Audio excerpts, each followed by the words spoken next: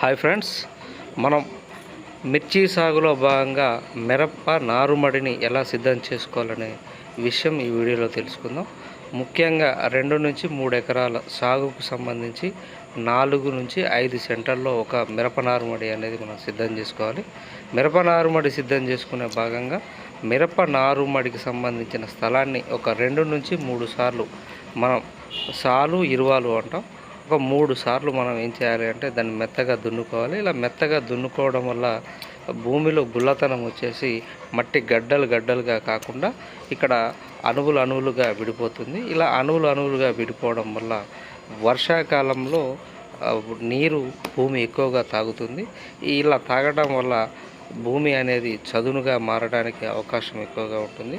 అందువల్ల ఎంత వీలైతే అంత ఎక్కువ సార్లు మనం ఆ భూమిని దున్నుకొని చదును చేసుకొని సిద్ధంగా ఉంచుకోవాలి. మరికొన్ని విశేషాలతో నెక్స్ట్ వీడియోలో కలుసుకుందాం. అంతవరకు బాయ్. Thank you.